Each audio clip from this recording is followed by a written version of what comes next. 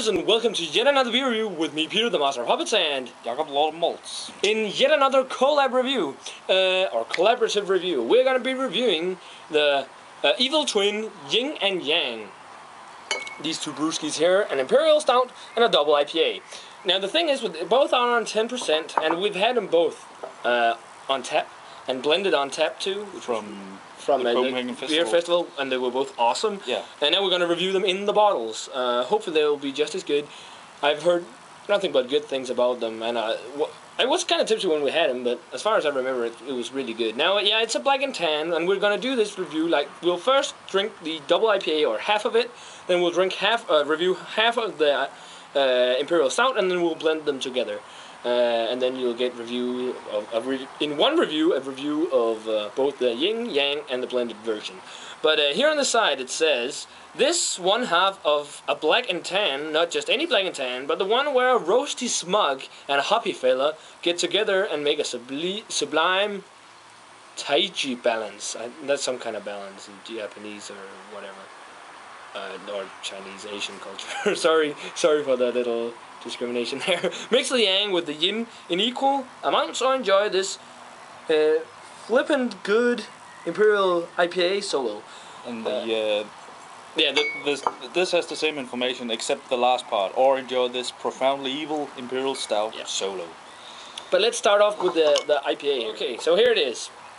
What would you call the color in this? It almost looks like a barley wine. Yeah.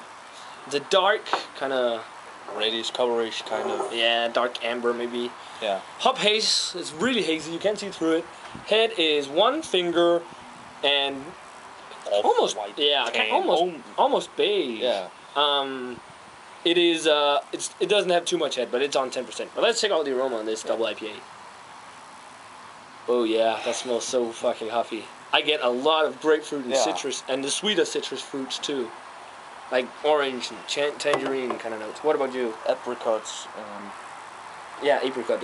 Maybe I think I smell a citra hop in there because it reminds me a little of the Kama Sutra. The hop aromas, like a very grapefruity, zesty aroma. Slight bit of caramel malt in there. Yeah, it smells really nice. Yeah. Should we give it a taste? Yes. Cheers.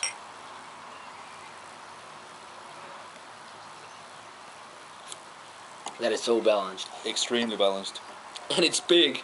You can taste that it's a 10% beer. Yeah. Not in the way of the alcohol, but it feels big in your mouth. The mouthfeel is actually like a medium to full. The flavors I get is like the grapefruit, citrus, apricot, sweeter citrus fruits, along with a little bit of a resiny flavor. What about you? There's some. After a while, there's some caramel kind of notes appearing. It's not. It's a little vague, but it's there. You can feel malty presence, kind of. Yeah, I know. Greg's Beer Reviews reviewed both of these and also blended them, and he gave them like a 10 out of 10 for both and the blend. So I don't think I'm quite like a 100, but it's definitely a really good double IPA. Yeah, it's extremely balanced. It is, as I remember, balanced and drinkable and enjoyable. Yeah. For a lot of occasions. It's more like the West Coast IPAs of the States. It's not too East Coasty because it's got a lot of that citrusy grapefruit. Yeah. Peachy notes. Not all the way in tropical fruit really in the flavor, I think. No. But it's nice. But what grade would you give this? I'd give it a 91. Definitely one of the better IPAs I've had. It's easily drinkable. It's nice, balanced. I was about to say a 90, but yeah, it's funny how we are like we agree pretty much on the beers we drink, but it's a really good double IPA, definitely worth picking up if you get the chance. Yeah. I think it's a little bit expensive over in the States, maybe. I'm not sure, but we're gonna be back in a sec, guys, with the Yin, guys. So we're back with the Yin, the Imperial Stout. It's also on 10%. So let's just get it cracked open. Pitch black as night, opaque, one finger, tan head. Yeah. Looks like a traditional textbook Imperial Stout. So let's check out the aroma. Oh, a lot of coffee, actually. Yeah. Roasted coffee. Yeah, roasted malt in there too. Some slight amount of like a licoricey note, like the darker chocolates maybe too. What do you get? Yeah, you're thinking about the 70% plus. Yeah, the really dark chocolate. Maybe like a burnt caramel in there too. Yeah. What about you? I'm not sure if it is, but some woody kind of sensation. I'm not getting much of the glass. Yeah. It might be the glass because they're in a wooden cupboard. So. But yeah, and there's actually a touch of alcohol in the aroma. Should we give it a taste? Yes, let's do that. Cheers. Cheers.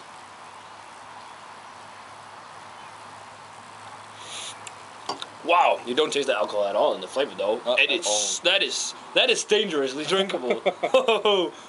That is dangerous. At 10% you don't taste the alcohol at all. The carbonation's fine. Mouthfeel, what would you call it? I'd go medium to heavy. Full. Yeah, me too. It's not full, but it's a little creamy. Yeah, and a creamy mouthfeel. Yeah, you just said. And what flavors do you get? There's some roasted bird kind of caramel notes, as you said in the aroma, and then there's some coffee and the little star anise. Yeah, like the licorice feel. Yeah. In the way of maybe a star anise. It does have those burnt notes, the burnt coffee, really dark chocolate in there too. Yeah. Wow, it's so drinkable and tasty. I mean, it's not and well balanced. It's very balanced. Yeah. It's not like up there with some of the best Imperial Stouts I've had, but it's certainly really good. Also, like the burnt caramel you talked about, I do get a touch of dark fruitiness, but it's not too much. But rating wise, for me, this also gets a 90. Both are really great beers, definitely worth picking up. Yeah. So what about you, Jakob? I'm going 90. I'd prefer the IPA. But definitely, I would pick this up again. Yeah. Both of them, actually. Yeah. It's kind of an Imperial Stout that's balanced between both sweetness and roast, because usually sometimes they're either really sweet or really roasty. This is nicely balanced. There's also a kind of bitterness in the aftertaste lingering on, actually. Yeah, from like the hoppy and roasted malt notes, I think. But really nice brew. So stay tuned, guys, because in a minute we will blend the two, the Yin and Yang. So guys, we're back with the Yin and Yang, and we're now going to blend it. It kind of says on the label that you have to put in the Yin first and then the Yang. I'm not sure if it matters, but it says blend, mix the Yin with the Yang. Here it is. And you know what? Even though you poured in the Yin, or Yang, sorry, it's still pitch black. Yeah. It looks like you can see a little through it, actually. Yeah, at the top of yours, but mine you really can't. And I even have a little more Yin than Yang. But, yeah. Same color as the pitch black, opaque, one finger, tan head, as you can see, like there in mine. There's like a small white or like beige dot from where you poured in the Yang. But let's check out the aroma on this blend. Swirl it a little bit around. Maybe you should have spoons. That mix it all. It shouldn't matter, at least. Snortet du det ind i næsen? Extra material. Jakob snorted up the beer. I said you shouldn't pour that much in there. Let's start over with checking the aroma. Yeah, let's check the aroma. We got the beer mixture, but the aroma. You do smell both. You smell it smells kind of like a black IPA. You get the citrusy hoppy notes, like a grapefruit zestiness, the orange sweeter citrus fruits. And then feels more resiny. Yeah, and then there's a lot of roasted black coffee, caramel, and smells much better blended. Yeah, which is also what it's meant to be. Yeah, it's also more complicated, which it should be. Complex, way more complex. Yeah, right. But you can definitely smell components of both beers. It's a really nice blend, and it smells like a nice black IPA. Yeah. So should we give the Yin and Yang blend a taste? Cheers. You can call it Tai Chi. That's only when you get it blended on cask. Yeah. But let's give it a taste.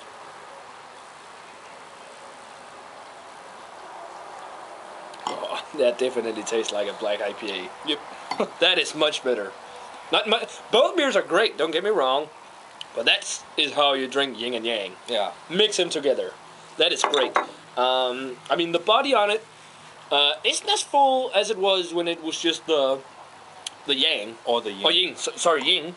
it's more of a medium body now, with the creamy mouthfeel of the Yin. Yeah, there's a lot of hoppy notes, and then you get the aftertaste is a little more roasted, and then you have this bitter finish rounded off from the Yang, sorry, from the IPA. It's amazing how it blends together so nicely. I mean, screw making a black and tan with a Limfjordsporter and a Pilsner. Make a black and tan with Yin and Yang. That's much better. Because it tastes like a black IPA. I mean, citrusy grapefruity notes, the sweeter citrus fruits, the peachy notes kind of still there, and then blends well to a roasted malt and all, but it's not as strong and roasty as the Yin was by itself. Yeah, it's a little more balanced out, even more. Yeah, it's more balanced now when it's blended. It's really nice. Jeppe, Jannik Berso, you have done a really great job with the Yin and Yang. I can't see how you could perceive to be able to make them to blend together so well. Yeah. That's pretty well done. So, cheers to you, man. He's actually a pretty cool dude. We met him at the beer festival. But rating wise for me, for the Yin and Yang blended together, I'm gonna give it a 92. It's a really, really great blend. Definitely worth picking up both. Then I think sincerely, if you are getting them, drink half of each, then blend the rest. Yeah. Because the blend is like the best part of it. Yeah. I'm going 94. I like it way better this way. It's more balanced. It's more drinkable. It's just for any occasion. Yeah. And especially because when you blend it to a black IPA, you can also really drink it in the summertime and all. Yeah. And as you see, we got pretty black skies now, so we're wrapping up a little fast because we probably gonna get some rain. I know Ryan's gonna nag me about that. But yeah, guys, a 90.